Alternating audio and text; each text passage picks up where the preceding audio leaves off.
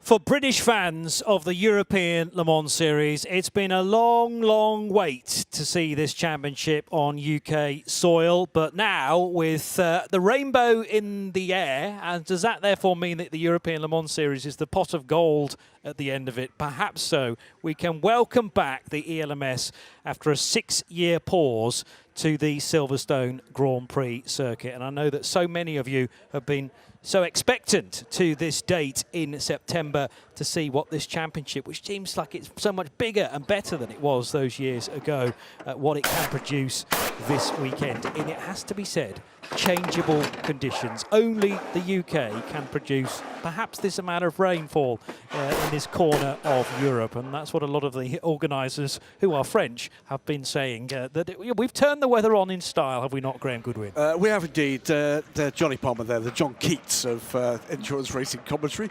Yeah, welcome back to Silverstone. It's been a long 6 years, and we're about to go live with qualifying for the European Le Mans Series LMGT3. 13 cars ready to go out, including this beautiful number 51 Ferrari. It'll be the bronze drivers aboard the cars for the LMGT3s. In what are drying conditions, Johnny. We've just had a red flag race, what seems like moments ago, in the Ligier European Series. I was just pausing to make sure that I was looking at what I thought I was looking at. Wet weather tyres on the cars. Yes. How quickly will this surface dry? Remember, this is the first of 4 qualifying sessions, and if we don't have more rain, absolutely we'll be getting into the transition between wet and dry tyres. And remember, there is no intermediate tyre for the European Le Mans Series in any class. But you do have, as you would have in any other ACO rule championship, unlimited wet weather tyres, and you also have, actually, in this version of LMGT3, unlimited dry tyres. Apologies in the pit wall. I got the wrong buttons here. Yes, we did pass the 3-minute mark. So yes, once it gets dry, you can keep chucking Goodyear Eagle slick tyres at these cars, unlike wet weather tyres. And slicks, though. Slicks Okay, are fine, unlimited as well. That's the only category these days in the sort of top tier of ACO rules racing where they're unrestricted. Well, the headline for the Michelin Le Mans Cup was a pole position for the Iron Dames Fanina X. Can they go 2 for 2 with the Iron Dames going? Just see at the back there, the Porsche. That car will be handled by Celia Martin, the number 85 car. Michael Bircher will be in the McLaren. It's at the front of this queue, the 23. And Castadia Toledo in the 50. Richard Mille, of course, a Ferrari. Kessel Racing's car ready to go there. Charlie Samani, we've already seen his chrome liveried 51A, of course, a Ferrari. Spirit of Race, we'll see Duncan Cameron in the British Racing green coloured 55 Ferrari. 57 from Kessel, Takeshi Kimura in the bright yellow Car Guy liveried Ferrari. Racing Spirit Le Mans, the Aston Martin, Clement Mathieu, Horst Felbermeyer in the Proton Competition 60 car. That's a new name aboard the number 60, and that's a change, I think. I thought we were expecting to see Christian Reed aboard that car. Okay. So Horst Felbermeyer it is. Martin Berry has been on great form for Iron Links. Under number 1 minute, 63 we are AMG. under 1 minute to open pit lane. Under 1 minute to open pit lane. Scott Noble aboard the JMW Motorsport car. One of the longest standing entries to the European Le Mans Series, JMW Motorsport. They're here with friends and family this weekend. Great to see you all here. 74 Kessel Racing, Andrew Gilbert, another driver, as with a couple of the others I've mentioned that was racing at COTA last weekend. 30 seconds, under 30 seconds to start qualifying for LMGT3s. Hiroshi Koizumi in the TF Sports, the silver Corvette, and Mike Wainwright in his GR Racing Ferrari, the number 86. We mentioned Celia Martin aboard the 85 pink Iron Dames Porsche. This could be fun. Is that the official name for the McLaren from United Autosports? Flow? 5, Or is that 4, 3, a tribute to somebody 2, else, because I haven't actually 1. seen the name of Pit that one. exit Well, I just is wonder now whether they open named for the car, LMP2 which is a nice qualifying little touch, but we'll have to session. find out Let's from remind Motorsport if that's the drivers case. of the need to respect track limits, please. I will email someone who should be able to give me that the answer to that very question. That's the 23 car anyway for Michael Birch. And away we go in better conditions. It might be, yes, the track's been declared wet, but it remains to be seen whether the wet weather tyre is the right choice. I think it is for the first few laps, but this is a bronze-only session. And those that are heading out then for this 15-minute segment, the time on our timing screen didn't actually begin to count down, even though the track was open, but it has now caught up with itself. And we have, of the 13 potential runners, 11 of them. So those that are holding back a touch, Duncan Cameron in the 55 Ferrari, and I think the other one late-ish to the racetrack was the 66 JMW Motorsport. I know that's already out, so there was another one anyway, but it is now on the racetrack, and it is damp from left to right, so it's going to take quite a bit of time for a dry line to emerge. Last time out, a win for the 59 Racing Spirit de Le Mans Aston Martin for Clément Matter, Erwin Bastard and Valentin Hasclot. Cracking drive that in Spa-Francorchamps, again in tough conditions, I want to say. Do we have some rain at Spa? I was so tired at Spa. I have no recollection of the entire weekend. It was a good race. It was a great race. And I think it was a fairly stop-start affair for the first couple of hours. Yeah, we had virtual safety car, we had some yellow flags in there, but then the second half of it was a stonker. Yeah, the key for me here, Johnny, is who's going to have the confidence on the wet weather tyres. And looking down, and we've got a reasonably recent crew amongst a good 50-60% of this grid. We're going to see where the emerging talents are for sure in these conditions, because it is tippy-toe stuff at certain parts of this circuit and pretty dry elsewhere.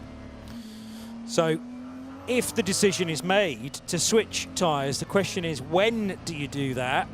Who's going to be brave enough? You kind of don't want to be the first to do it in case it's a little too early, and everybody is then going to be watching that individual car to see whether the times start to tumble. I think they're going to have to start to see the opportunity for a dry line very early for that to be a realistic proposition. Here comes Michael Birch, first one through, and this is pretty much the driest part of the circuit and still damp.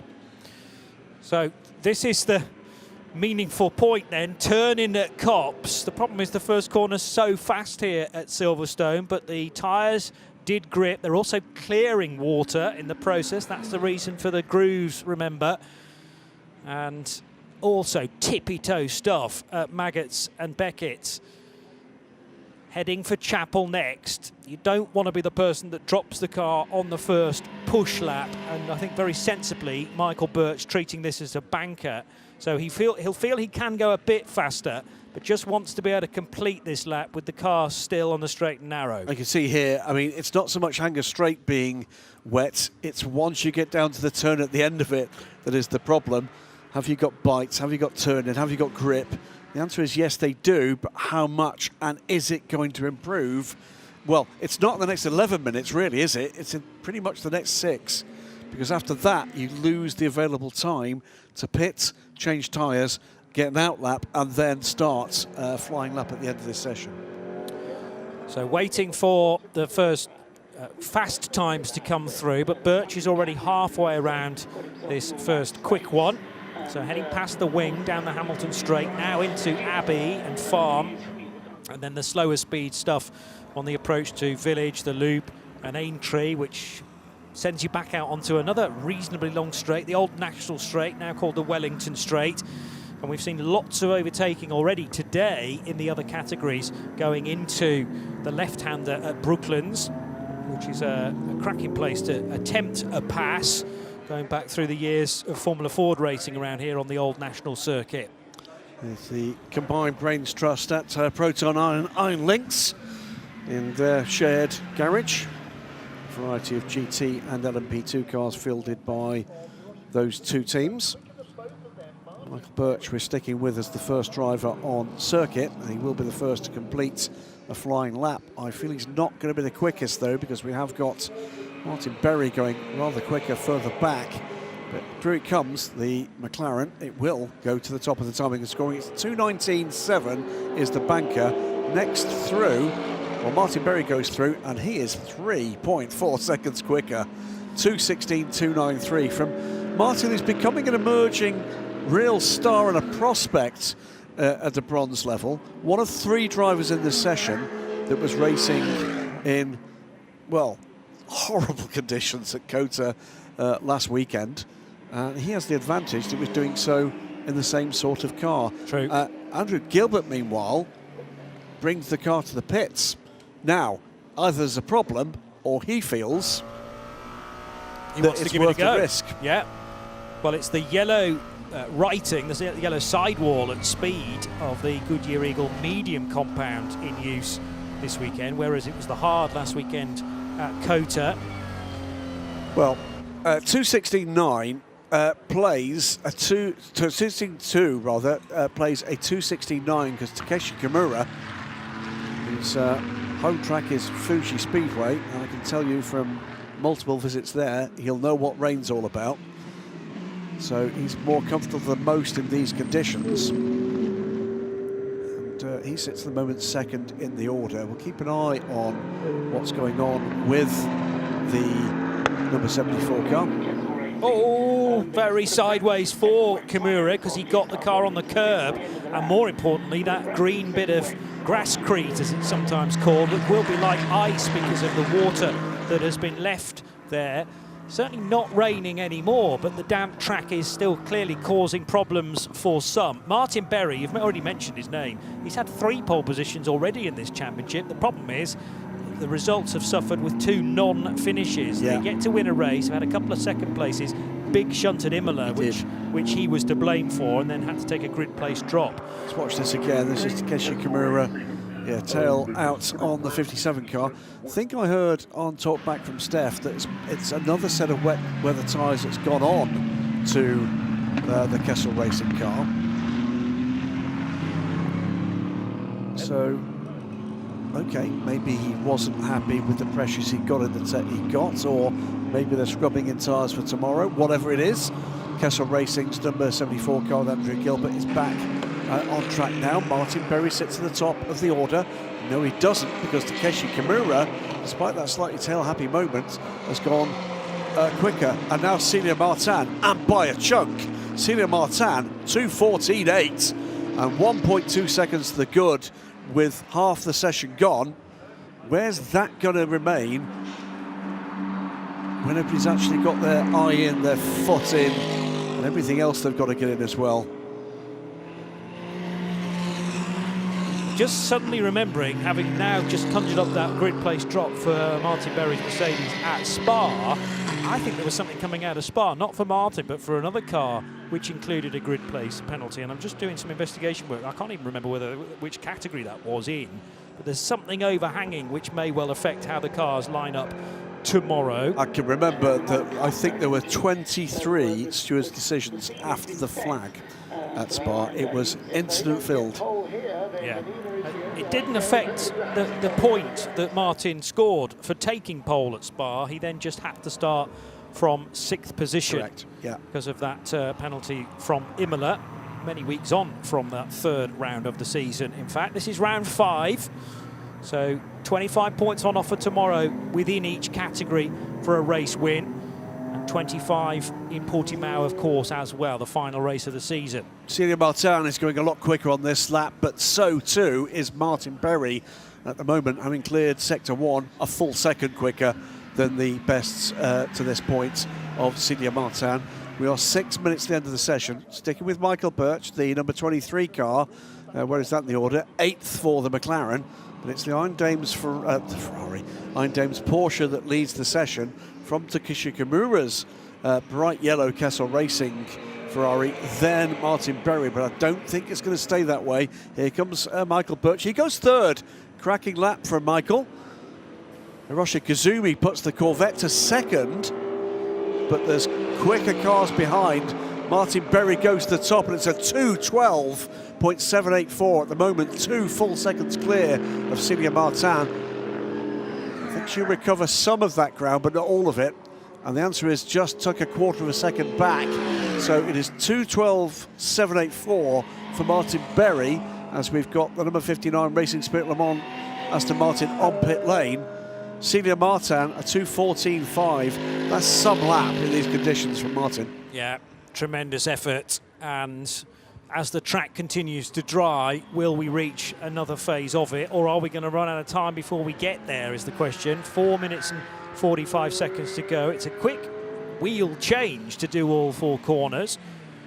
Although there's time to do it. You can't do all 4 at once, can you? Because of the amount of personnel you are limited to, just like in the World Endurance Championship. So you do 2 tyres together and then the other 2. And there is time to do it and get out and potentially put a lap time in. But is it worth it? Out comes Clement Mathieu. At the moment, it's the Mercedes AMG number 63 of Martin Berry to the top of the timing and scoring tower with 4 minutes to go. Ryan Links top the times. Dames, meanwhile, the 85 of Celia Martin is running in second. Takeshi Kimura third in the 57 Kessel Racing Ferrari. Then the TF Sports Corvettes, who are Japanese general drivers, second and third in this session. Duncan Cameron is 55 Spirit of Race Ferrari fifth and sixth. Here's Felbermeyer, the Proton Competition Porsche number 60. But Celia Martin is on a very good lap right now and is bang on the pace of the provisional pole sitter, Martin Berry. So it was 1.7 seconds, is going to be at least far less than that at the end of this lap if she can hold this form through the longer and more technical Sector 3. So out of Luffield and towards Woodcote will go Martin Berry. Michael Birch goes third again. Hiroshi Kazumi goes fourth, and both of them leapfrog Takeshi Kimura. Martin Berry, no improvement on that lap, but we're going to see an improvement here from Celia Martin. How big an improvement we're about to see? And the answer is 1.5 seconds quicker. Tremendous. So she's just under 1/4 second back, and all of a sudden a double pole today for the Iron Dames after pole position in the Michelin Le Mans Cup earlier for Vanina Ricks is potentially on the cards, but she has work to do and pace to find. Yep. Takeshi Kimura, by the way, is pitted in the 57 car. I think that is game over for them. Yeah, but, well, has Martin Berry got a bit more time up his sleeve? He'll need to extract that carefully, and the problem is the window for the wet weather tyres to perform may have gone. The Kessel Racing car we're hearing of Takeshi Kimura will re-emerge on a new set of wet weather tyres, so they thought about switching to slicks, and Takeshi has said, no, we'll stick as we are. I know how they're behaving, I just need slightly fresher rubber, because the problem is when you're going through corners that are particularly dry, namely here at Copse, then that's overworking the tyres. They'll start to overheat, and the blocks on the tyre tread will start to move around a little bit as well, like jelly. Martin Berry, meanwhile, has got the hurry-up call that Celia Martin was a threat. Purple Sector 1, improvement in Sector 2, but the margin to his previous time, tiny. It's half a hundredth is what it is. Andrew Gilbert, meanwhile, the tyre change finally begins to pay. He's up to fourth in the Kessel Racing car. Still Michael Birch in third. It's Martin Berry from Celia Martin. Celia has lifted off on this lap. There'll be no improvement from the Porsche this time around. So AMG, Iron Dames Porsche, United Autosports McLaren, Kessel Racing Ferrari, TF Sport Corvette, and Takeshi Kimura is out and back and running on that new set of wets. And where is he on track? He will, I think, get another lap in at speed. How much more is Martin Berry going to extend this gap? It may be only a small amount. It's 0.2 at this stage, Berry to Martin. And it doesn't stretch out at all because the final sector is not quite good enough. So he actually lost 0.03 of a second compared to his best through that final sector that runs from the entry into Abbey to the finish line. Celia Martin will be through to finish her latest lap and does so now. Not a competitive lap, 35 seconds on the clock. Berry will get another go. Celia Martin will get another go. Michael Birch is on what will be his final run here. It's a pretty quick one. Could be competitive. Don't think it's going to be competitive for pole position, but it could improve his current lap. Onto pit lane comes the number 60 car of Urs Felbermeyer. That will be the end of his run. So who should be watching Takeshi Kimura is just edged down a further place by Duncan Cameron, but he's just gone through as Celia Martin goes purple in Sector 1. Here we go. Takeshi Kimura purple in Sector 3 on his new set of wets. This isn't done. Well, it's drying up, isn't it? So even the wet weather tyres are finding some more speed, and that's okay, considering the session is now over for those that have crossed the line seeing the checkered flag. But the wet weather tyres won't overheat that badly. And bear in mind, well, we don't have to worry about race tyre allocation necessarily this time around. It's not like using slicks in a qualifying session that then have to be reworked into the race. An absolute best through the middle sector. Where's Martin Berry on the racetrack? No, he's backed off. Martin's backed off, his tyres are done, but Celia Martin, 2 purple sectors, almost 4/10 to the good. Who else is on the pace here? Well, no one on that kind of pace. We've already seen Clement Mathieu, who's currently in 3rd, take the checkered flag. Andrew Gilbert, currently in 5th, take the checkered flag. Here comes Michael Birch. What can he do? Currently sits 4th. Can he improve his position? He's going to cross the line any moment now. And the answer is he will stay 4th. That's a good result from Michael Birch. Where is the Iron Dames Porsche of Celia Martin? Here she comes. Martin Berry's crossed the line. Of course, no improvement. It's lifted off. What's she got for this one? 2:12.784 is the target, Johnny Palmer. So it's 2 purple so far. Is this time going to be good enough as the track continues to improve? She goes across the line to pole position by almost a second. Celia Martin faster than Martin Berry by a huge margin. And that is a great decision not only by Celia but also by the team to keep her out there on the wetter weather tyres that are slowly turning into slicks. I mean, it takes a while to do that, in fairness. You wouldn't necessarily see that in a short session like this. But she'd been looking after them and then pushed when the drier line was emerging in certain corners.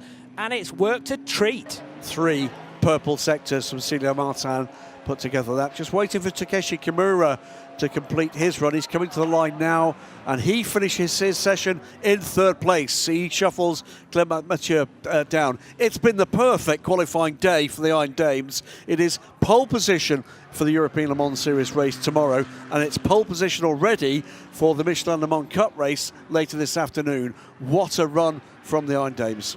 So Celia Martin in the European Le Mans Series, Vanina Rix in the Michelin Le Mans Cup. And let's not forget, on the other rung of the ACO rules ladder racing this weekend, Ligier European Series, we had another female on pole position today in the form of Hamda Al-Kubaisi.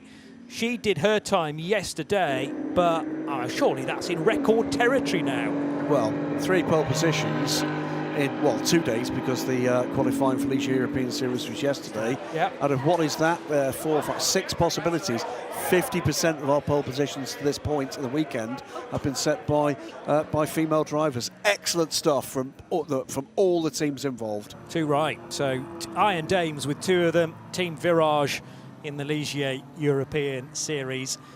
And high time, therefore, that we get down to the Iron Dames garage. And let's hear a word from Steph Wentworth with reaction to a great pole. And it's a very happy reaction down here. I'm joined by Sarah Bovey, driver of the number 85 Iron Dames. Celia Martin has just done an incredible performance. She's been chasing that pole all season, and you finally got it.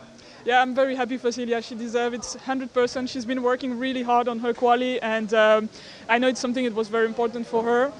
Here in those conditions, you know, like the wash just before the quali, we didn't drive in the rain the whole weekend, so there was a lot of things that were uncertain, but in these conditions, she did what she knows the best. She trusted her instinct, and she went for her. I've been in that situation myself a few times, so I know that it's the best feeling in the world, and I'm happy to share it with her from this side of the track this time. And what are your expectations for the race tomorrow? Because there could be the potential for more rain, and you could be in the car at that point. What can you kind of expect from the race? I mean, you know, expect the unexpected. We know that the weather forecast here is going to be tricky. It might be full dry, it might be full rain, we don't really know. I think we're going to do what we do best, you know. We're just going to take things one step at a time, try to adapt as much as we can and stay away from trouble. At the moment we are playing for a championship. I think with the pole position we are actually side by side with car 59 now in the lead of the championship. So everything is still open until Portimão, and yeah, we're going to try to be smart about that. Best of luck, we'll see you tomorrow. Thank you. Thank you very much. Sarah Bovey absolutely spot on that, in that they were on 45 points. Clément Matter, Owen Bastard, Valentin Hasclo on 46 points. So they are now level, and actually on countback, I think that puts the Dames as the championship leaders narrowly.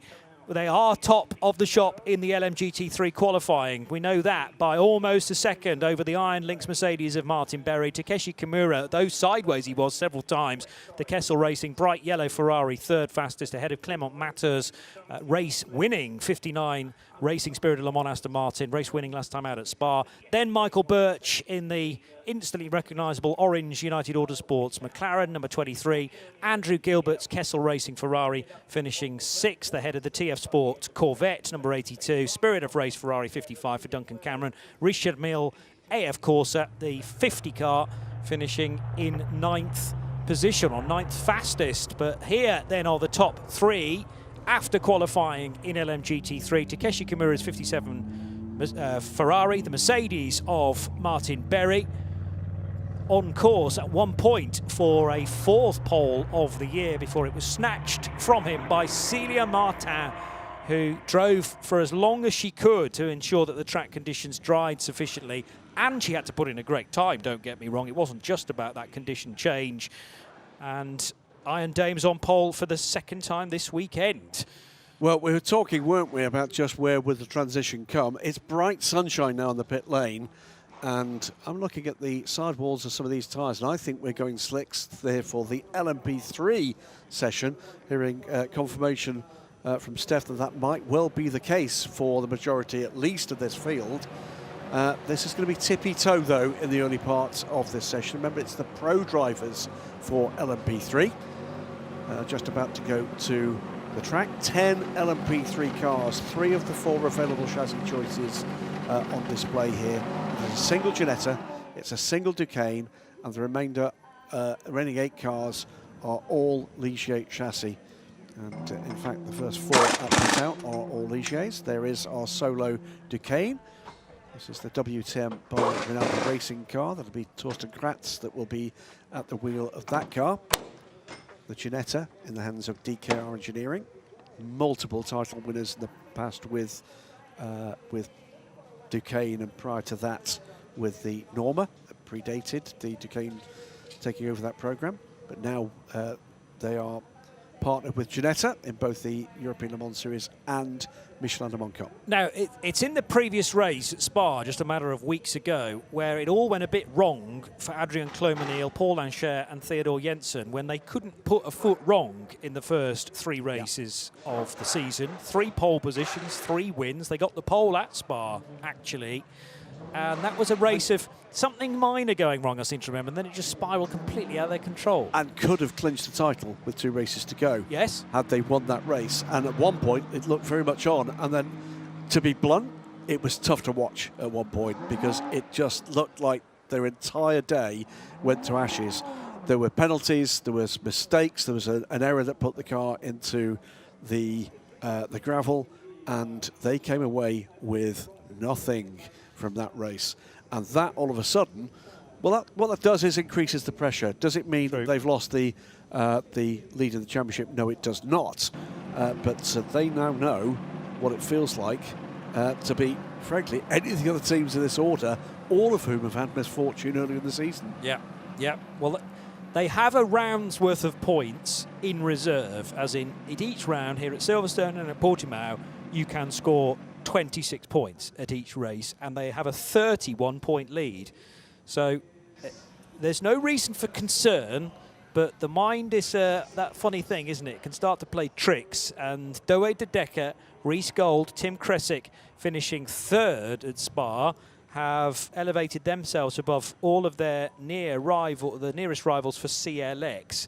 So they're the closest, 31 points back, as I say, and then a further 6 points back for the 11 Euro International duo of Fabian Michal and Ian Aguilera, both on 42 points. The winners at Spa were the Daniel Nogales and Rick Cohen car, sharing on that occasion with Julien Gerby, but Gerby hadn't featured for the rest of the race, so that was a Virage victory.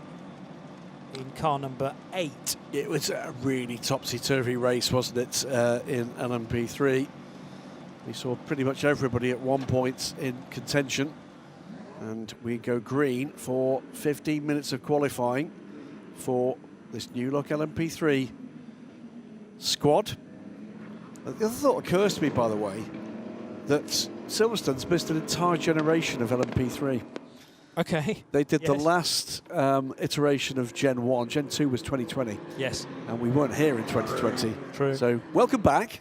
Too right, yes. But I think you're right in that LMP3's debuted here. They did, 2015. That was 15, okay. Yep. When Ginetta were part of the field in the opening iteration. Well, Ginetta was the only part of the field until the final round that year. Yeah. And it was, frankly, Ginetta that got this astonishing success story of the, first rung, if you like, of the international sports car racing ladder, with absolute due respect to the Ligier JSP4. And as we said earlier in the programme, so Chris Hoy and Charlie Robertson, the inaugural champions for Team LNT, and it is great to see Ginetta back in LMP3 at the international level and taking a win at Le Mans in LMP3 Pro-Am in the Michelin Le Mans Cup. Cars that are later to this session than the big group that had assembled itself at pit out. The 8 car of Daniel Nogales. So Nogales was part of that winning lineup at Spa, the end of August. We still haven't seen the 17 car approach this session. No wheels on the 17 just yet, but they don't seem to be overly concerned. Are they waiting for a very late decision? Slicks are ready. They are, but they're not right by the car. So still checking the forecast perhaps and confident in Theodore Jensen's ability, or are we going to see... I think they expect this to go to slicks and clearly don't see the value in a banker on wets. Yeah. So I think that's exactly what they're doing. So let's keep an eye on what occurs here. But remember, we've had a mixture of qualification drivers in that team so far this season. It has been Theodore Jensen's turn in the last 2. But it remains to be seen who's going to be doing today and also in Portugal. Car returning to the pit lane already is Julien Henrion, having done a lap. And RLRM Sport might be about to change their mind regarding the tyres that they need right at this moment. It's very wet on the concrete area, which is the pit lane working apron. But surely slips going on that car as well. Yes. Yes, but did they not just take slicks off that car? Anyway, oh no, they are wet weather tyres coming off. I can tell that now in the sunlight. Well, that's all you need to know. RLRM Sports know their LMP3 racing. Away they go. So who's aboard these cars? DK Engineering's Ginetta's in the hands of Wyatt Rickarczyk. Rick Kern is aboard Team Farage, the winners from last time out. In Aguilera for Euro International. Griffin Peebles, watch this young man. He was on the run yesterday, by the way. WTM by Rinaldi Racing, running the track. Gillian Henrion, winner last time out for... No, that was the other race. Sorry, my apologies. That's RRM Sports. Paul Loncher, CLX Motorsport, staying on pit lane. It really is, it feels a bit like a kind of poker hand, doesn't it, thing? Just watching for the bluff.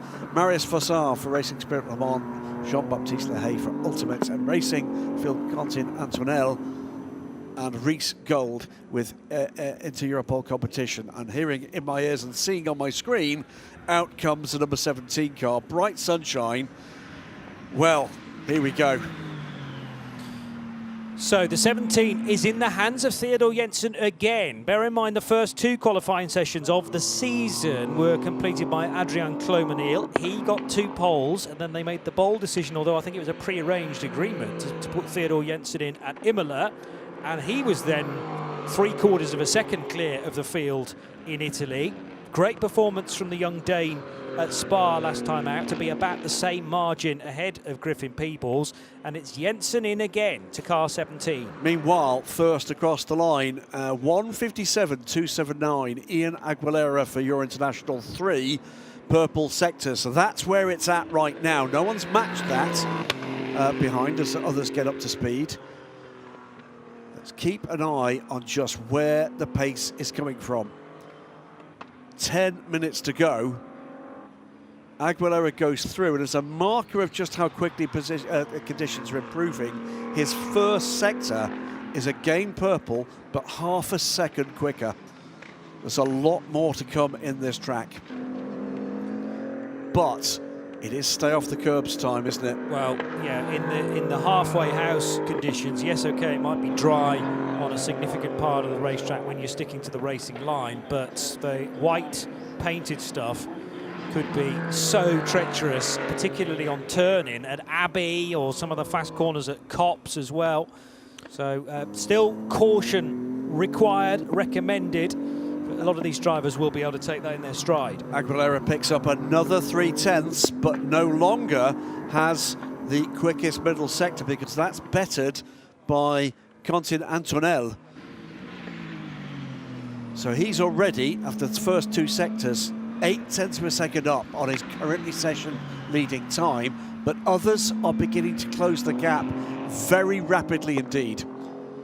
Improvements up and down the order. We're still yet to see a completed lap from Julien Henrion's number 15 RLR M Sport car, but that's because that car pitted to slick tyres.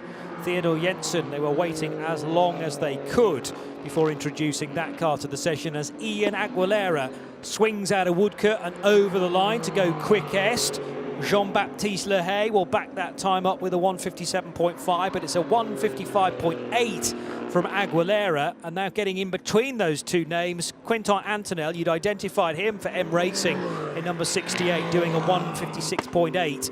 So it's Euro International 11, faster than M Racing 68, this car, and the 35 Ultimate. Watch, though, for the pace at the moment of Griffin Peebles. He's pretty much on the pace of Ian Aguilera right now without actually setting any purple sector times, but he looks like he might well be a factor here.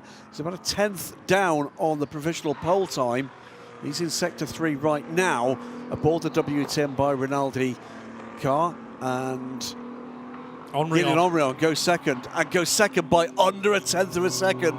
Oh, this is going to be mighty close. So Henrion in the 15 RLR M Sport car on his slick tyres gets to within 68 thousandths of a second of Ian Aguilera, but Aguilera setting purples again. Peebles goes third. Yes. 0.129 of a second off, so the top two separated by under a 10th and a half.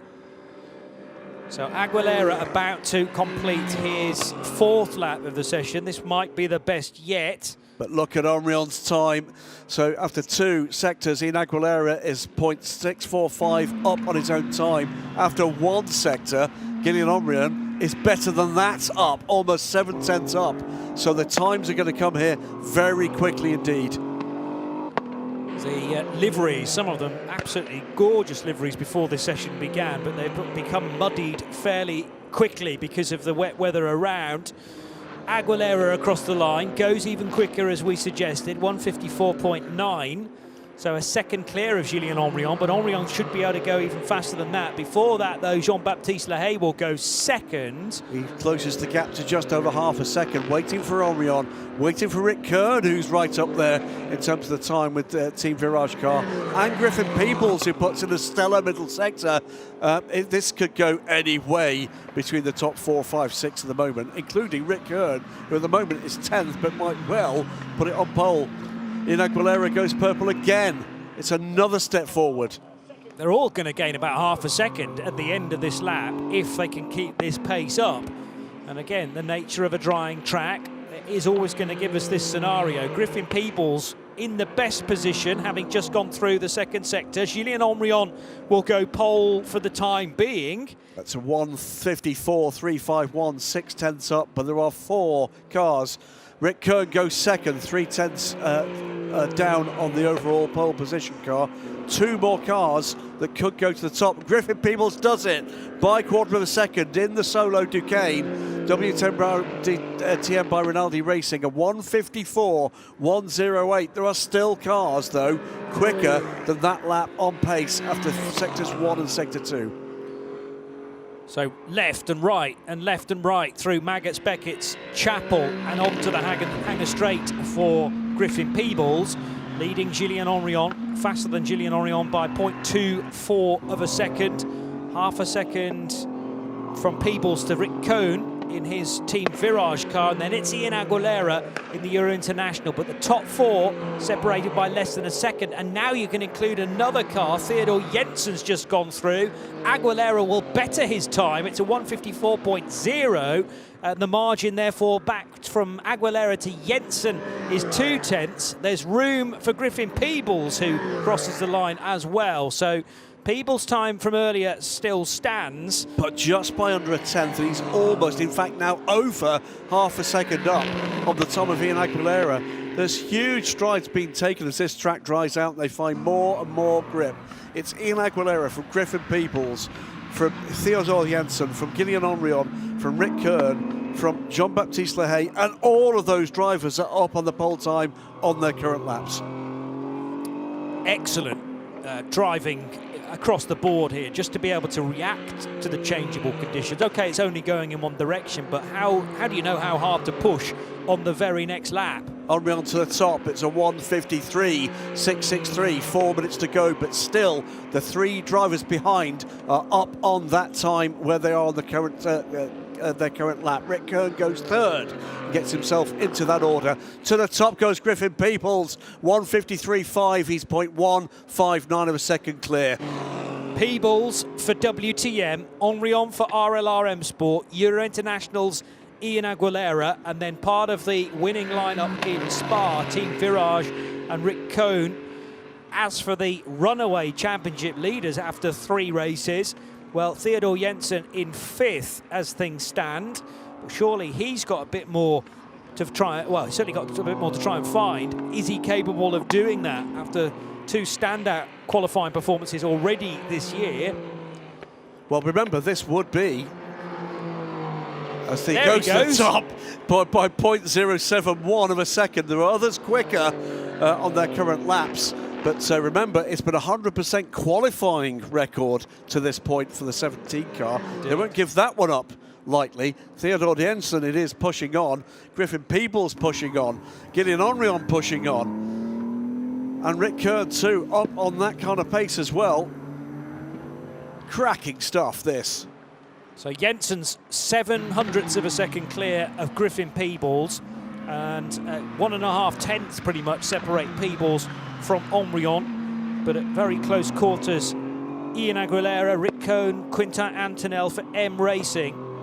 So we now have the top 5 separated by 0.6 of a second. 1.2 seconds span the top 6. All of a sudden, the improvements are still coming, but the margins are tiny. Henrion to pole by 0.13 of a second. You were talking about tiny margins just then. Gillian Henrion may have pulled one out of the bag just when it matters. 2 minutes still to go, mind you. So Henrion, Jensen, Peebles, Kern, Aguilera. Will it stay that way? I don't think so. And those 5, by the way, under half a second between them.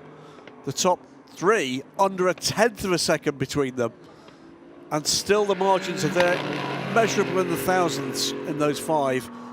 90 seconds to go. Aguilera could be faster than anybody else with the first 2 sectors done for car number 11. It's so tight. Rick Kern is the other side of the margin, 22 thousandths down.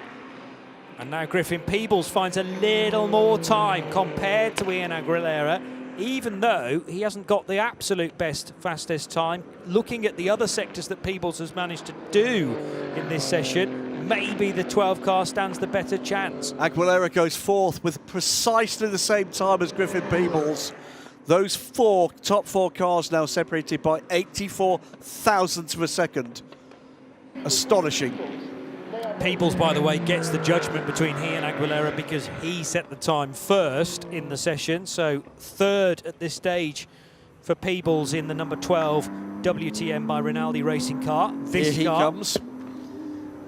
So the young Aussie sharing with Leo Weiss and Torsten Kratz. Kratz is just about one of the fastest bronze drivers in the entry. Likely to be him to start the race tomorrow. Who's next across the line in this group? The margins are, well, to the top, and with an improved time again So he's got a massive 1/10 of a second to get advantage here for Guillaume Henrion. So cracking final sector for the 15 car, 10 seconds on the clock.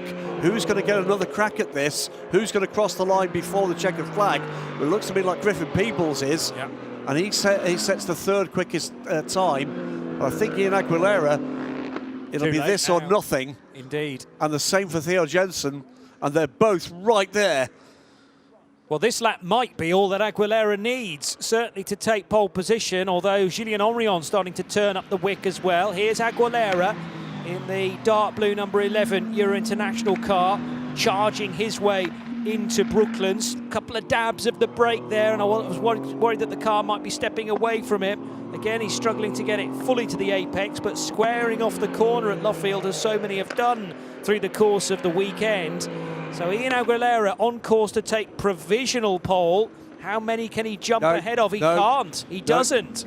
Fourth place. Theodore Jensen's across the line. He will not take pole position. He's second. Guillaume Henrion, sector 2, 200ths ahead of his pole position time at the moment, but 2/10 ahead.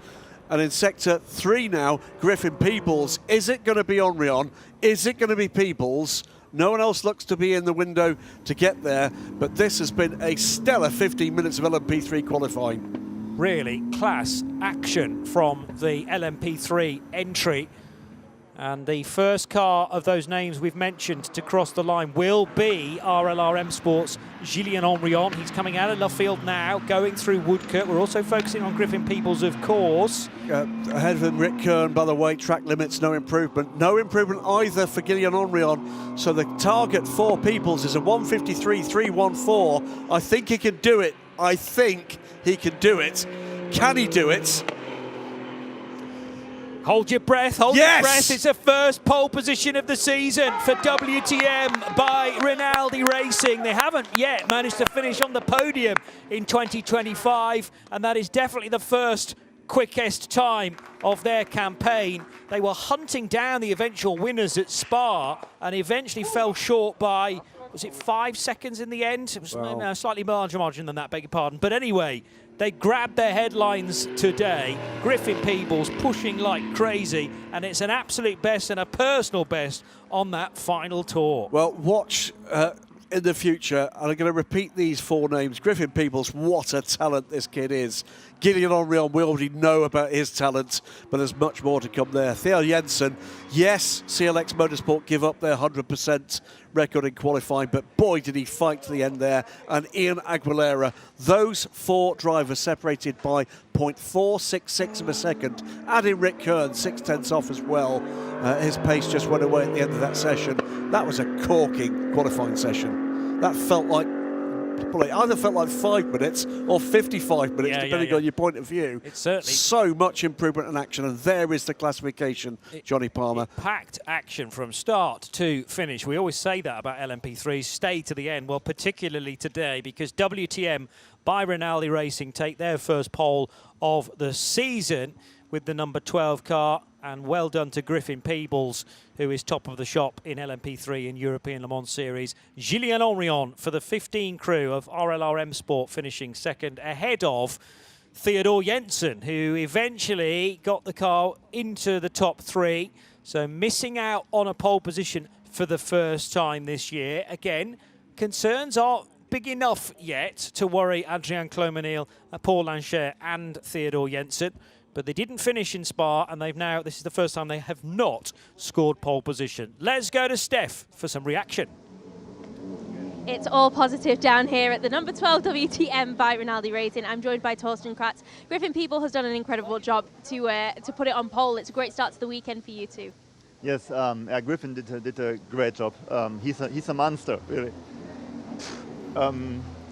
So yeah, we worked a lot on the car this weekend, and I think we found a good setup. Also during the free practice, it was always good in the car. I also felt good during the Bronx test, and everything was fine. And we knew that at least if it's dry, we can make it to the pole. And I mean, it was so tight. And yeah, but we had this last shot in the last lap, and Griffin made Griffin things. So it's. And of course, you guys have been quite quick as we saw in Spa. You were there and thereabouts. What can you expect for in the race this weekend? I hope that we have a little bit more luck than in the other races now. So we have been always from the speed from the speed-wise, we were always in the region to be on the podium, and at the end it felt a bit. We lost a bit of luck there and here and blah blah blah. And yeah, we just have to make a flawless job, every one of us. So the team made a great job. The car is perfect, so everything is set for us drivers, and now we have to do a flawless job. And then I think we can manage to be on the first three positions at the end. So a podium should be in there. Right, best of luck tomorrow. Thank you so much. Thank you. Torsten Kratz always speaks very, very well and gives us cracking insight to Wochenspiegel Team Monschau by Rinaldi Racing, sharing with Leonhard Weiss and Griffin Peebles. With a classic bit of Johnny Palmer mixing the championships. I knew I had a memory of Griffin Peebles hunting down a race winner. It was actually a Michelin Le Mans Cup in Spa, and they fell short by 5 seconds when Eric de Doncker and Gillian Omrion won that race. But Peebles is strong in both. Peebles is strong everywhere. He is. I think this kid is going to be a real star in the future. He's a very likeable lad. It's a little bit of edge, a little bit of attitude, which I really like. Watch for where he will be racing later this year. If the information I've got is correct, there's something exciting coming for Griffin Peebles, and well-deserved it is too. On to the bigger prototypes, the more powerful prototypes. These are the same cars that will be looking after the overall pole in the next session. But remember, there are 2 layers to the LMP2 entry in the European Le Mans Series these days. We have LMP2 Pro-Am, where there is a bronze included in the driver lineup, and then it'll be 15 minutes after that, or 15-minute session after that, for the LMP2s straight. Not strictly called Pros, they're just called LMP2s, but it's Pro-Am first, a championship that is now led by Alexander Quinn, Crichton Lentudis and Ollie Caldwell in their Algarve Pro racing car, having won last time out and taken the championship lead with it. It's been topsy-turvy stuff, hasn't it? Waiting to see whether or not the TDS car makes it out here. Big shunt for Rodrigo Salas. He walked away from that at the start of the free practice session. Was that on his out lap? I think it was very early on in the session. Cold tyres, heavy impact left-hand side of the car and big damage. So I would not be surprised if we didn't see the 29 car. If we do, then chapeau to TDS Racing. Yeah, about to go qualifying for LMP2 Pro-Am. Remember, this is a session for the bronze drivers, so it ebbs and flows, doesn't it? The pace in these 4 qualifying sessions. So it is the 8 LMP2 Pro-Am cars to take to the session. Here is the championship leading car, the Algarve Pro Racing car, and it will be Greek driver Crichton Lentudis to pedal that car. It will be another Greek driver in the D-Car Engineering number 3 Orica. All these cars Oricas with the fabulous 4.2 litre Gibson V8 engine. It's Flower on the left, who looks after the United Autosports fleet, a historic fleet. Jim Maguire, ex-ELMS racer in LMP3 and LMP2, now a shareholder in United Autosports. United Autosports, meanwhile, will fill Daniel Schneider in their 21 car. Nielsen Racing, John Falb. John coming in to replace Tony Wells for the moment. Aboard the number 27 car, his second race this season. Said about Rodrigo Salas. And there is the 29 car. Well, that's incredible. I have to say, with my view of what that damage was, that's an astonishing performance from the TDS Racing crew in the garage. Well done, boys and girls, and it is boys and girls at TDS Racing. Proton Competitions 77 car, which has a fantastic qualifying record, is in the hands of Giorgio Roda.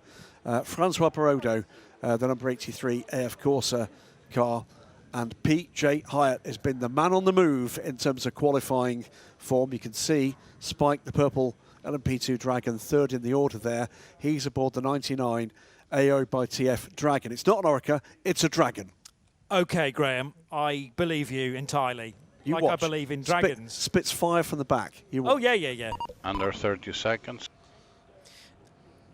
That is the same car, isn't it? They won't have brought a spare, TDS Racing. It's not a car. Oh, the car. No, that's I'm TDS talking about the Racing. 29 now. Yeah, I'm guessing that's the same car.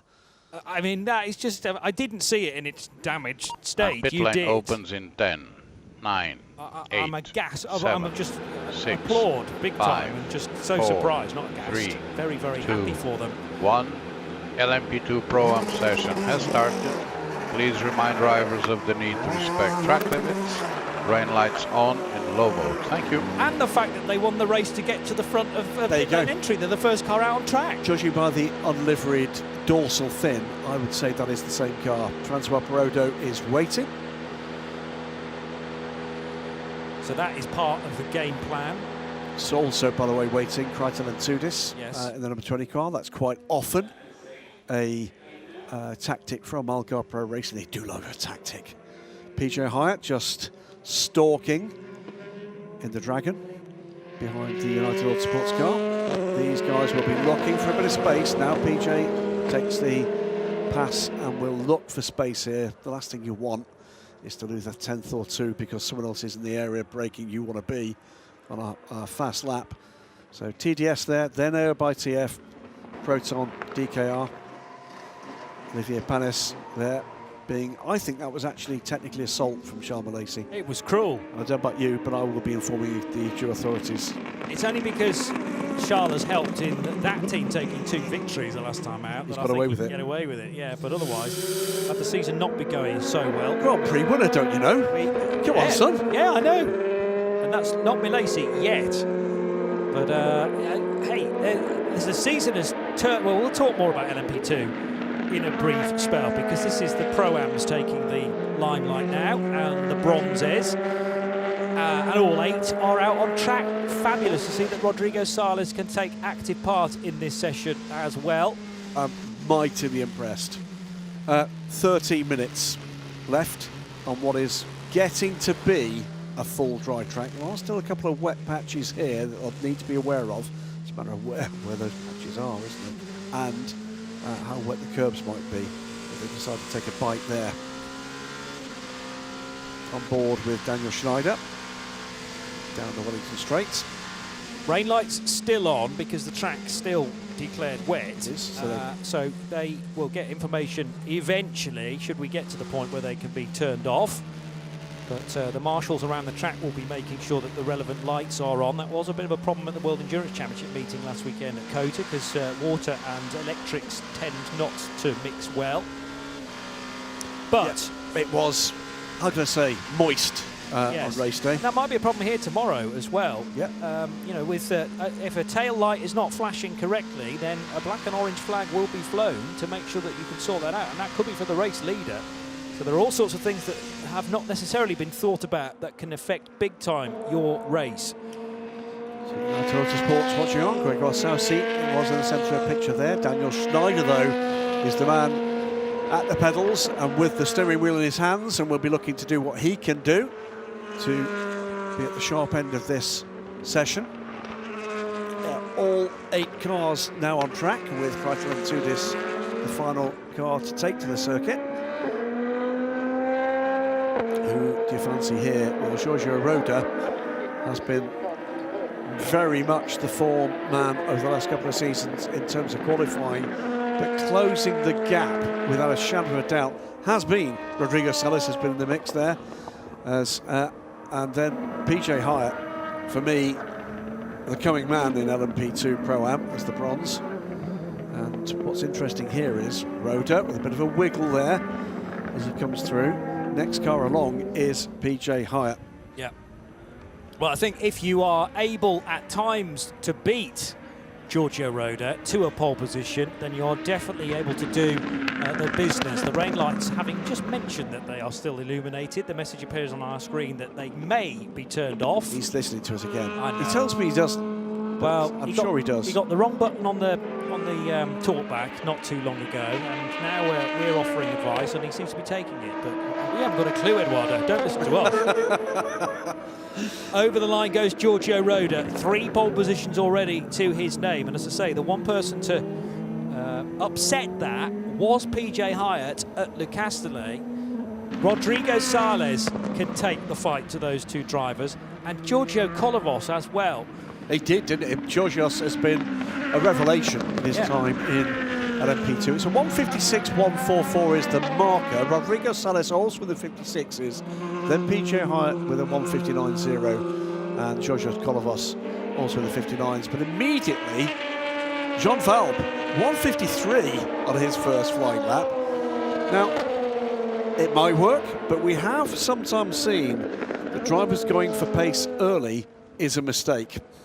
Yes, because you start to overwork the tyres, and also remember that this set of tyres, this set of slicks, will have to be incorporated into the race tomorrow as well. You don't get exclusive qualification tyres unless you're running in hyperpole in the World Endurance Championship, but this is all about race tyre allocation in quali as well. The two disc goes through in a 150.512. So to give you an idea, that's 6 seconds quicker than the first flying lap from Giorgio Roda. So they're going early, no doubt about that. But there is clearly a lot more in this track, as we're about to see from Giorgio Roda, because this lap is going to be very significantly under the 150 mark, and I think might well get into the 147s. All over the curb at Brooklands, but I think just about safely, as in he kept the narrowest slither of Goodyear tyre the correct side of the white line. He goes over the line to sweep to pole position so far by 4 seconds. I was completely wrong, it's the 146s. 146.572, that is a marker.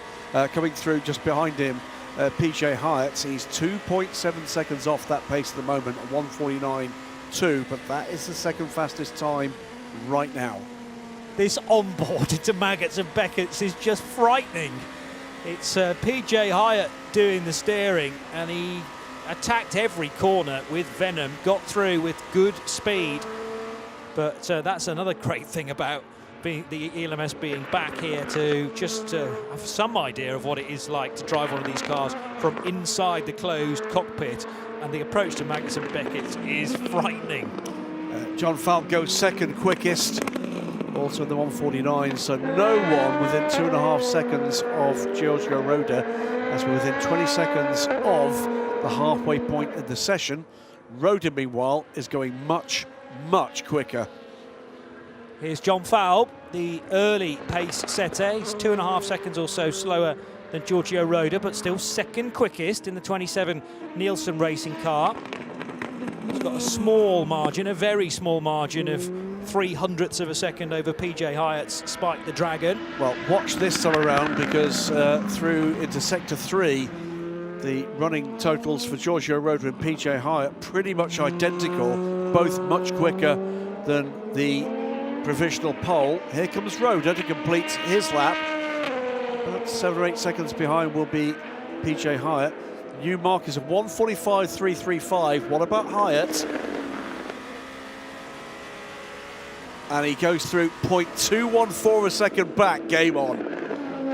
So Sales improved last time around as well. 146.268 puts Sales third. Kolovos to fourth. So those are the 4 names that I was talking about. Roda, Hyatt, Sales, Kolovos. More times than not, they have been the star drivers in the bronze-only LMP2 Pro-Am qualifying. Watching John Falb as well, because he's in the window there. Giorgio Roda completes his first sector. He's just 16 thousandths down on his fastest time, but PJ Hyatt is almost 0.3 up, and Rodrigo Sales is almost 0.2 up. Could see a switch here. John Falb did get 1 position, so he's jumped ahead of Georgios Kolovos to 4th. So it's TDS Racing and Nielsen Racing on the second row as things stand in Pro-Am. Bit of a squirm from PJ Hyatt's number 99 car, the AO by TF entry. He's now on the brakes into Village. He's up though still, but by a tiny margin on the provisional pole time, under 6 minutes to go. What life are left in this tyre should be enough. Through to the end of this lap comes Giorgio Roda. He's at some tenths down on his provisional pole setting pace. What's he got in this third sector? We've seen in other qualifying sessions, lots can change in this tight, twisty, technical and much longer third sector at Silverstone. 1:45.335 it was. He's off the pace this time. What about Hyatt? This could be close. He improves. He did. But 0.124 off now. It's a tenth and change. So 1:45.459 plays the 1:45.3 from Giorgio Roda. Falb is in the window here. If he has a good third sector, he could vault up the order a little. Currently 1.6 seconds off. He's not that far from the line. Into the complex now for John Falb. First across the line of this next group will be the Nielsen Racing car, though. 27 car. What's available for Falb? He goes fourth and he's second off. Roda up on his previous time. Hyatt up on that. Sales just down on the previous best time.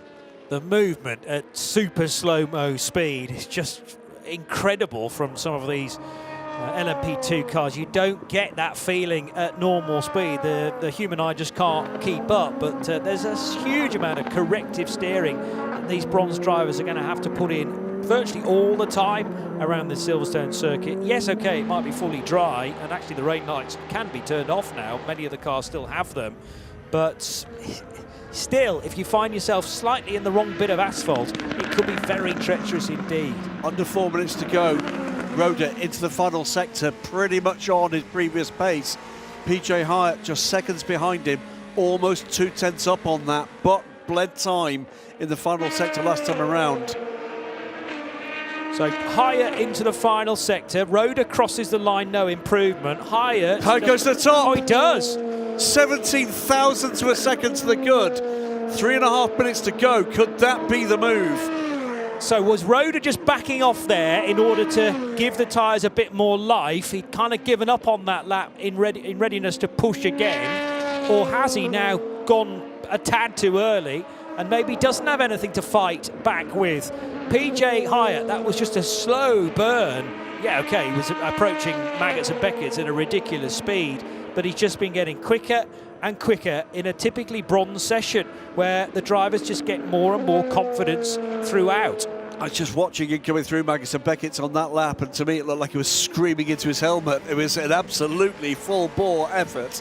He's pretty much on the same pace this lap, under a tenth down on his now provisional pole position time. It's 2.5 minutes to go. There is time for this to change again. It won't change on this lap for Rodrigo Sales, who's track limits in Sector 1. Who else could be in this fight? Hyatt, Roda, Sales, Falb, Kolovos. They've been the 5 drivers on form, but I think we can really say that's now down to 4. Kolovos beginning to drop off the ultimate pace in this latter stages of qualifying. I've said that out loud now, so he's bound to be in pole position. Meanwhile, Francois Perraudin, by the way, has lifted himself up from 8th to 6th with his latest effort and is going quicker again this time around. Roda not giving it up yet, but we haven't seen a green sector time on this particular lap. He's going to get one more go at this, Giorgio Roda. And PJ Hyatt going very deep into Luffield, I think, to get the ideal exit from that corner through Woodcote, so he'll compromise the end of this lap to really go barnstorming into the next. The critical times are going to come in about 20 seconds time when these top 2 cars clear Sector 1. Then we'll know whether or not there is pace to come on this lap, or is it PJ Hyatt? By 17 thousandths of a second. These clips a few moments ago, Hyatt again taking lots and lots of curb, so potentially punishing these tyres so that they won't offer any performance in the race tomorrow. Sector 1, both cars 2/10 down with 1 single minute to go. Don't think it's going to be doable from there, but I've been surprised before in these qualifying sessions where things just leap at you. The best time for Roda already in the first sector was a 31.1, and Roda's just done a 31.1. And he's gone purple in the second sector, yep. And he's 67 thousandths of a second down on PJ Hyatt's time. Well, a monster third sector would do it here. What about Hyatt? He's off the pace. Yep. 2.7 seconds off. That's done. He was 2/10 away through the first sector, so he knows he's done his best with a 147.3, but Roda on course to be very, very close. The problem is this final sector might not offer enough of a chance for him to find a 153, a 145.3. Just a low 3 would do it. Comes. So Roda through Woodcote. Will we have a flip of the names? We do not. PJ Hyatt with his second pole position of the season, and an awesome fight between the two of them. But the checkered flag is out. We're not seeing the checkered flag next to anybody's names yet to confirm that they all seen it. Hyatt in the pit lane. DK Engineering's Georgios Kolovas, he will do no better than 5th. Well, Roda's going to go round again, isn't he? But whether he's still got performance in that tyre life, because he hasn't seen the checkered flag yet, Giorgio Roda. Fair point. He's 3.5 tenths off in the first sector. You would imagine that's got to be all she wrote, but again, let's not call it till it's done.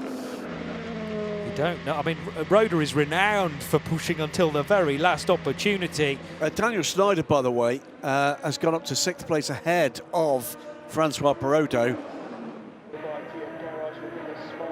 So down the Hamilton Straight now. This will provide us with an answer. About to reach the end of the second 7 sector. tenths off. Fine.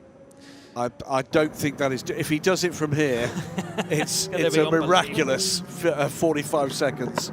Well, that may well be he's off the closest margin from first to second all season. I will have to just double check on that, but you have to really go some to be smaller than 0.017 of a second that separate PJ Hyatt and here are his crew at AO by TF. They now know they've got a second pole of the season, and with it being so tight in the championship, that could be crucial as well. Remember that it's not the 77 car that they're fighting with in the championship, more like the 20 car for Algarve Pro Racing, and a 3-point gap has become a 2-point gap, courtesy of PJ Hyatt's effort. Excellent qualifying performance from both the front row drivers, but in particular their fighting performance from PJ Hyatt.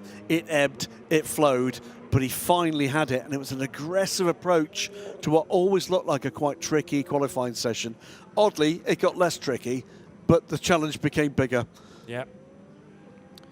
So the margins have been small, but not as small as this so far this season. An excellent lap from the AO by TF driver. Let's head to Steph.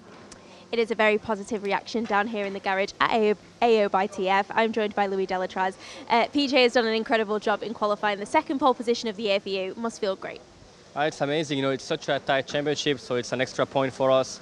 Every point we can get, we will is great. And PJ has been so fast. He's always good on high-speed tracks, and once more he puts it on pole, so tight, so a good competition, and yeah, we're very happy. We know you're a very experienced driver, especially around this circuit. How are you feeling bringing that experience this weekend? Often there's other teams in this championship that won't have raced here, as ELMS has been not here for a while. I really enjoy working with AO by TF. I think we're a super strong team, very experienced. Dane is an amazing teammate. PJ, I think, is one of the best bronze on the grid, and he keeps improving. So we have a lot of fun. We're super competitive. We're fighting for the championship in our class, and sometimes we go even with some pro cars. So I think the goal is to improve every weekend. And indeed, Silverstone is an awesome track. We haven't raced here in a long time, so hopefully we can have a good one tomorrow. Best of luck. Thank you. Thank you. Louis Delatraz of AO by TF, and another pole position then for the American flagged squad. Well done to PJ Hyatt, who's running around the Silverstone circuit. It has been limited to this point, so utilising the simulator perhaps and getting that 145.318, a stonking lap, 17 thousandths of a second clear of Giorgio Roda, who, apart from those two occasions, has been a bit of a qualification specialist when you lump in last season as well. Then Rodrigo Sales in the repaired 29 TDS racing car. Here it is, finishing ahead of John Faub with a good run for the Nielsen Racing gang in car 27. Georgios Kolovos, Daniel Schneider, Francois Perrodo and Crichton Lendudis. But Proton competition narrowly missing out. 3 pole positions to date. They've struggled for race performances at times, still waiting for their first win of the season, whereas AO won in Imola. They've had a second place and a third place finish so far and moved to 64 points in the championship now. So very close indeed to the 20 Algarve Pro Racing drivers of Alex Quinn, Crichton Lentudis and Ollie Caldwell. So spicing up nicely in the LMP2 Pro-Am drivers and teams competition. But now we move to the very quick LMP2 drivers, with as much respect as possible to the bronzes. They're not going to be quite as quick as these drivers now, because this is world-class talent at Silverstone this weekend, Graham Goodwin. It's what's made the European Le Mans Series, this modern era, just spellbinding. LMP2 in depth with full pro drivers at the wheel. And Johnny, how many times have you and I, whilst calling these qualifying sessions, these races, just looked down the order of the drivers at the wheel at any given moment and just gone, really? Really? And it's again the same. 13 cars for this session. Remember, full pro drivers in the cars we've just seen for LMP2 Pro and beyond the bronzes. And as you heard Louis Deltraz say, they've been in the mix for and have taken wins overall from in LMP2 Pro cars in the recent past. So it is going to be a further 15 minutes with 13 cars with their full pro drivers aboard for that single point, but more particularly for the headline they're all looking for, pole position on the championship's return to Silverstone. Yeah, so who's going to be selected for the qualification duties? Looking at, well, certainly free practice times earlier on. Esteban Masson has been a star, but Nick Yellerly, unsurprisingly, right up there as well for Inter-Europol competition. But you could almost put a name on a pinboard or a dartboard and just try and estimate who's going to be on pole position that way. Theo Pourchaire has looked strong. Remember, he will have recent experience in a single-seater around here, having won the 2023 FIA Formula 2 Championship. So well, there been a couple of races here in that year in support of the British Grand Prix. We have Mathis Jobert potentially in the number 18 EDEC Sport car, which has taken a couple of victories already this season in LMP2, one outright and the other one behind a Pro-Am winner, because the opening race of the season was won by Francois Perraudot, Mathieu Vaxivière and Alessio Rivera after the opening couple of hours were heavily affected by safety car. Jamie Chadwick, though, back on her old stomping ground. I'm sure she is so familiar with the Silverstone circuit from the club racing days, and also with the F1 Academy stuff as well more recently. So she'll be in the car tomorrow, probably to start the race. That's tended to be the way that EDEC Sport have run things, with the silver in first, and then possibly Danny Juncadeo for the middle stint, leaving Mathis Jobert in the closing stages. But so we've had a good mixture of pole positions to this point. In fact, every single pole so far has been a different car, and I think a different team as well. Yes. So there's variety, and just shows you how much strength in depth we have this year. Here's the 48 car from the VDS Panis Racing crew, and this has been the form car since the first two races of this season. They've come to the fore, and they look very, very strong indeed. Trio of very talented drivers aboard the 48. So the opening race in Barcelona saw Richard de Gueras take pole position for Duquesne team, who sadly looked like they might have a strong season way back in April, but have struggled for results since then. Then the following month at Le Castellet in the south of France, Nick Yellerly took pole for the 43 Inter-Europol competition squad. Theo Pourchaire in Imola was a pole winner for Algarve Pro Racing, and just a few weeks ago in the end of August, Ferdinand Habsburg, the pole winner in the 24 Nielsen Racing car. So that is 4 different drivers, 4 different teams, and we could potentially make it a 5th, of course, today, because the one standout for me, having not taken a pole to date, is the championship leaders, 48 VDS Panis Racing. Really? Yeah, Milesi, Masson, who's likely to be the qualifying driver, Ollie Gray, who's just been so good as the opening runner for a couple of stints. Breakout year for Ollie Gray, no doubt about it whatsoever. Yeah, agreed wholeheartedly. Tomorrow's race, by the way, I was going to say if it stays dry, it's not going to be dry, is it? But it might be dry in phases. But a green flagged race. I prefer the phase less wet.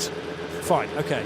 Yes, it's going to be, or less dry. Tomorrow's race is going to be less dry, you could wager. But were it to stay green from start to finish, you're looking at 6 individual stints, 5 stops. These cars will probably do 40 to 45 minutes. There's a lot of full throttle around here, as we're just about to find out on single lap pace.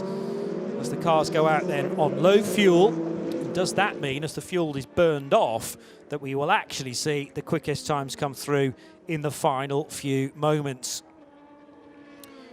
1 or 2 being held, 2 of them to be exact. That is the 18 car of EDEX Sport. Jamie Chadwick not in the car. Predictably, Argyle Pro Racing, as they often do, giving themselves a little bit of space here, playing the tactical game. So who's aboard the cars as they leave? Matteo Caroli is the number 9 car from Ironlink's Proton. Vector Sport field Pietro Fittipaldi.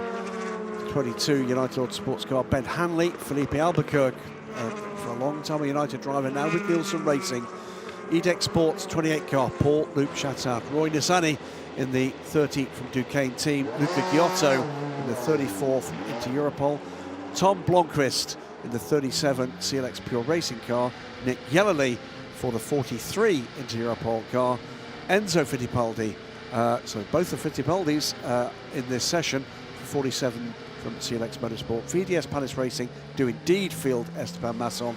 And the 2 missing cars, it's Danny Ugadella in the 18 EDEX Sport car, and Théo Pourchaire confirmed as making his hypercar debut with Peugeot, the final round of the World Endurance Championship later this year. He's in the 25 Argyle Pro Racing car. Now, before meaningful times come through, an important announcement from the championship, which we now can send on to you, because you may have plans to come here to Silverstone tomorrow, and we don't want you to miss any of the race. We've talked about the weather. We've talked about a big chance of a storm moving through this part of England on Sunday, and therefore the ACO and LMEM have decided to move the race forward 1 hour. So it was going to be a midday start. It's now going to be an 11 a.m. start to finish therefore at 3 p.m. in the hope that we get a better pocket of weather and the thing finished. I mean, we have had precedent of this type of decision in the past. I remember a race at Spa-Francorchamps a handful of years ago where the weather was going to be moving in, as it so often does in that part of Belgium, and there was an attempt to just get it out of the most difficult spell of weather. So that's a good move for me. We'll find out how bad it gets, really, but it's important, therefore, for everyone who wants to come here tomorrow, or you're just going to be tuned in, don't miss the opening hour. We're going to start 11 rather than 12. Yeah, indeed. Well, I'm sure that'll be out on all the social media channels very shortly indeed, and I'm sure people trackside will be being told now by Paul Trustwell, Martin Haven. But yes, if you're watching online or on any of our TV partners, 11 a.m. local will be the start for the 4 hours of Silverstone. Yeah, the Goodyear 4 hours of Silverstone, in fact, as it is this year. So that will be communicated to the teams in due course, or has been already, in fact, with all of the social media, as Graham mentioned, now being produced to confirm that. So Esteban Masson is off the road at Brooklands. He's pushing hard, but may well have this lap time deleted as a result of that slight excursion. I was right that it's Esteban Masson, as you have described. He has topped at least one session today. I didn't check back on the Free Practice 2 eventual result, but he will have been there or thereabouts. As then Nick Yellerly, not in this car, but in the 43 yellow-fronted Inter Europol competition car, is also going well. Up to here he is. Nick Yellerly now turning right through Copse, 154.3. So some more time to find from the West Midlander. but he's pushing like crazy through Maggots and Beckett's now. More and more confidence in the tyre. This Sector 1 time will be more impressive. Now what's happened there? Yes, as expected, Esteban Masson has his second lap deleted. That was because of running wide at Brooklands. So no time to date officially for Esteban Masson. Nick Yellerly therefore tops the session by a second over Luca Giotto's 34 into Europol competition car. So the Polish squad first and second fastest, with Roy Nissany for Duquesne team number 30 running now third fastest. But we can change that because Theo Pourchaire goes over the line to be quicker than anybody else. So it's Pourchaire for Algarve Pro Racing, Yellerly, Giotto and Nissany. Yeah, we'll say though, there are several drivers multiple seconds quicker than Theo Pourchaire's current marker. Under 10 minutes to go in the session. And this full pro session, pretty much anybody could be in with a shot here.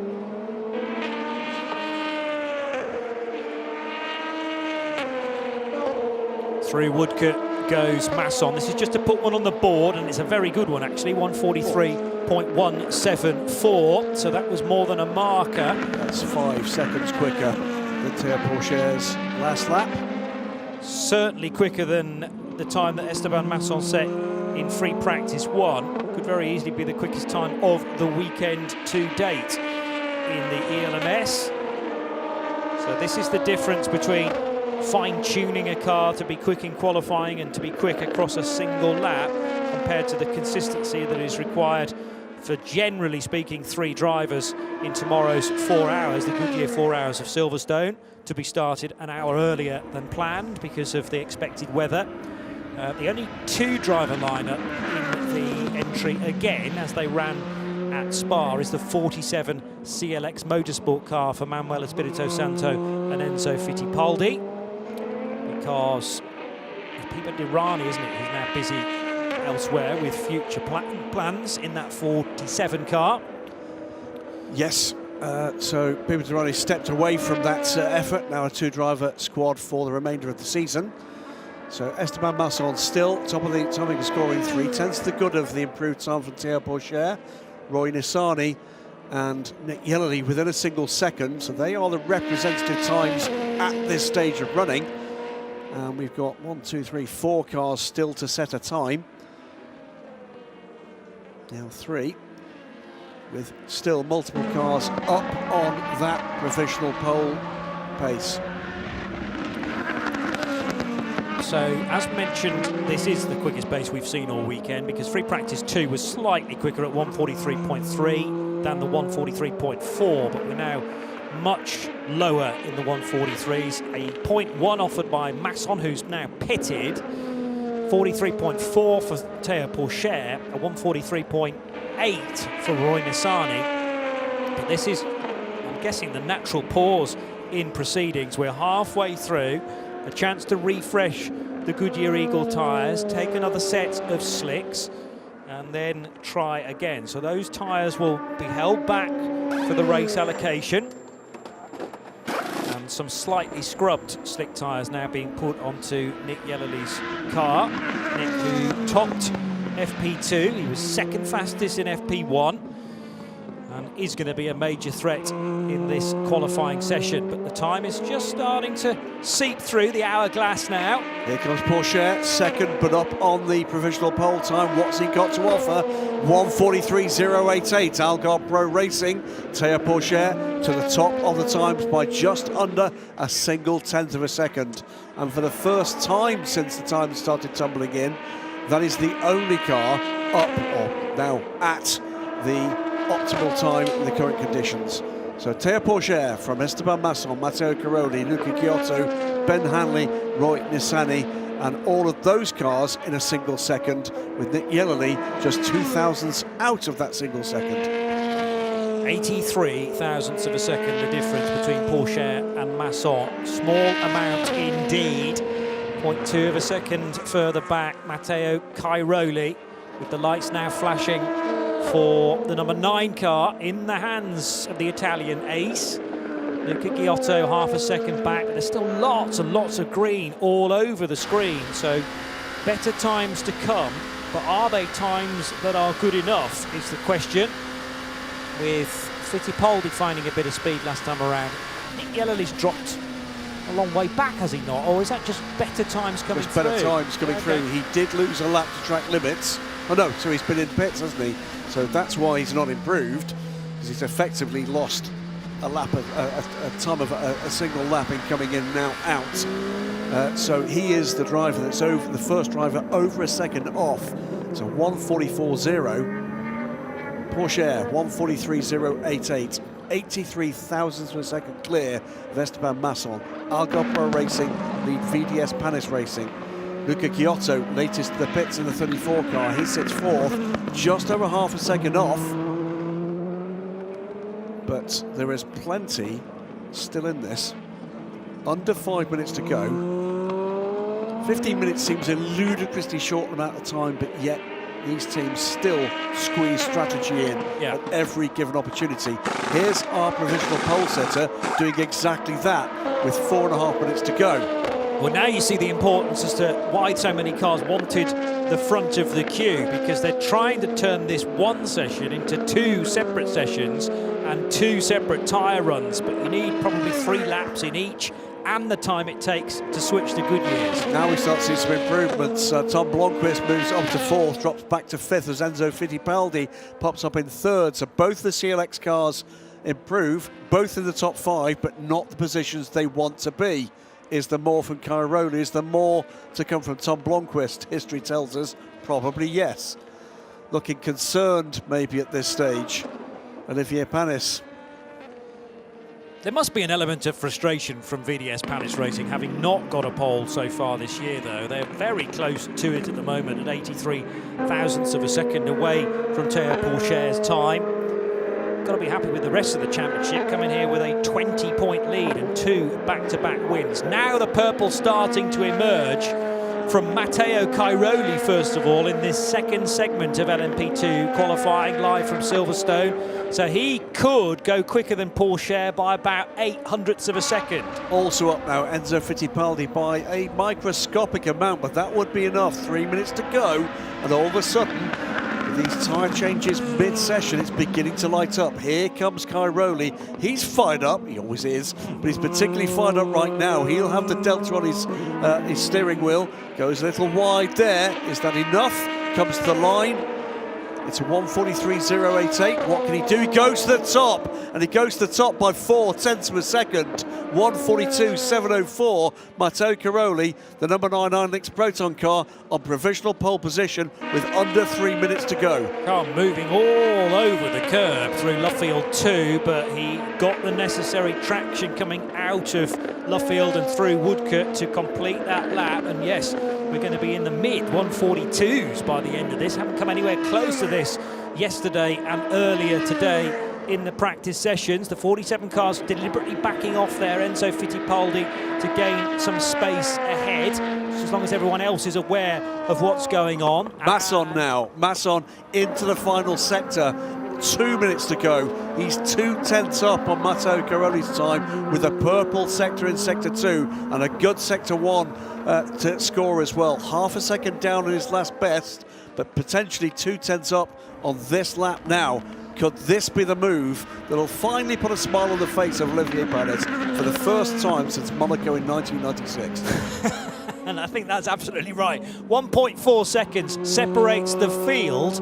A second pretty much separates first to 9th position. There's not a lot of room in there to squeeze more cars. Esteban Masson could be on. Yes, goes top by 3.5 tenths of a second. So there was a right smile there from Olivier Panis, but he knows this session is far from finished. And tellingly, the time is coming at the end of this lap. He's picked up big time in the final sector. It's the sector that's been a problem all the way through the other sessions, and all of a sudden, that's where they're unlocking pace. Roy Lissani is on a very good lap at the moment, not quite pole position pace, but certainly, potentially, if he can put this final sector together, could launch him back up. And now, Esteban Masson puts another 10th out of his best time in his first sector, what will be his final lap of this session.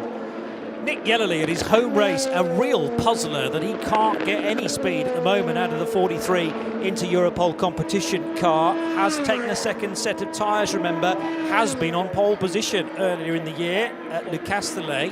Masson, though, could be about to cement further his position at the sharp end. Yeah, still up, not an improvement in the middle sector, but still up just by a handful of thousandths by Esteban Masson, but just to drag it away.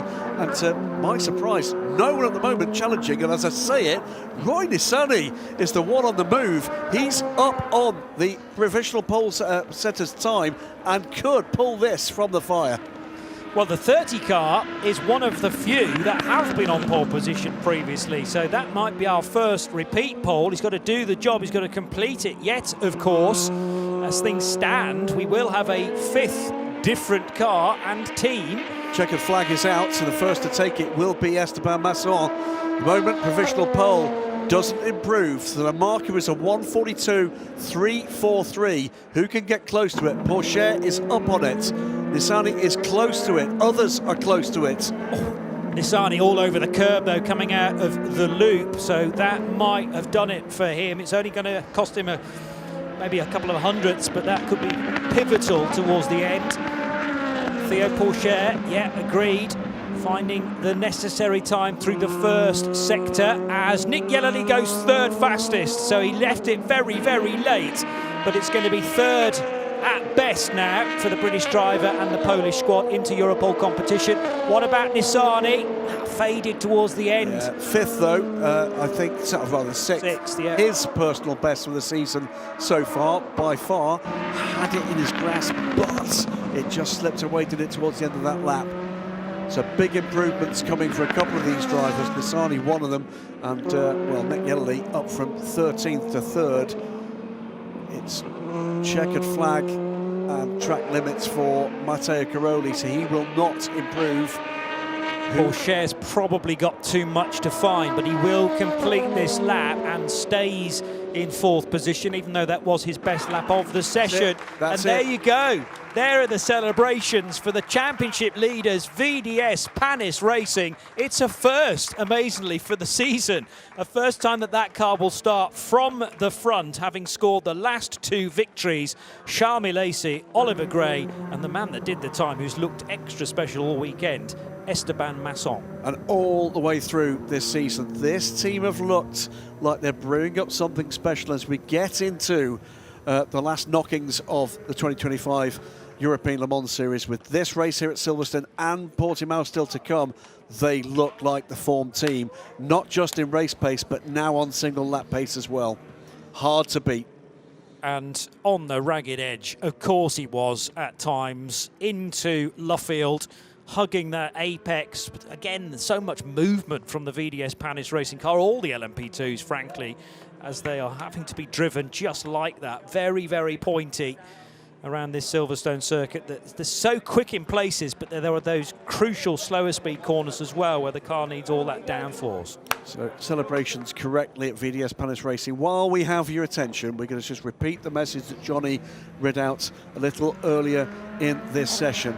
That if you're planning to tune in or coming to the circuit, be aware the race will start an hour earlier than planned to plan around what organisers believe is incoming weather, but let's call the overall classification. So it's a 1:42.3 for Esteban Masson and a first VDS Panis Racing pole position of the year, clear by over 3.5 tenths from Matteo Cairoli, who is clearly no slouch in the number 9 Iron Lynx Proton offering.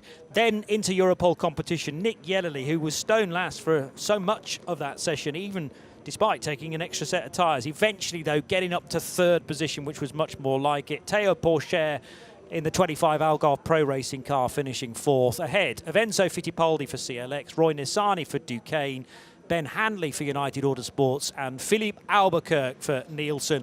The second CLX car finishing 9th, ahead of Luca Giotto, Danny Juncadella, Paul-Luc Chatin, both for Edex Sport, and Pietro Fittipaldi. Cracking result for VDS Panis. Here's Steph Wentworth. It's a great result for the number 48 VDS Panis Racing. I am joined by Oliver Gray. Ollie, the celebrations here have been powerful. It's great for your team, championship leaders, but you haven't scored a pole position yet this season, but Esteban has gone and done it. Yeah, I know, it's great. I mean, we've been strong all week, to be honest, and I think we've just had to put it together, and that's what Esteban's done with a stonking lap there. So really, really happy, but it's a long race tomorrow with some changing conditions, so yeah, we're looking forward to it though. We're on home ground for you. It must feel good to come to Silverstone. What are you hoping for in the race? Obviously, a win would be amazing, but what are your expectations? I think we know we have the pace. We just don't need to make any mistakes is the main thing, because the Inter-Europol is really, really fast also, and it's our closest challenger. So yeah, it's just about making a clean race and then hopefully sealing the title. Brilliant. Thank you. We'll see you tomorrow. Thank you. Yeah, well, it's narrow. Well, I say narrow in the championship. As he says, sealing the title, a win. 20 points already the advantage. That would be it, wouldn't it? Well, that'd be 20 points after this.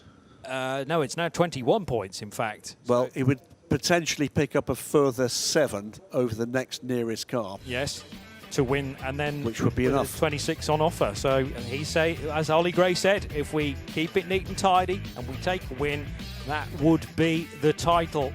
I need to get the shoes and socks off overnight to work out all the various permutations. But what an amazing last hour and a half or so with a drying track in a couple of those sessions. It's set the grid up a beauty for tomorrow's race, which starts an hour earlier than planned. We'll be on air, therefore, at 10:35 local. We'll see you for that. Bye-bye for now.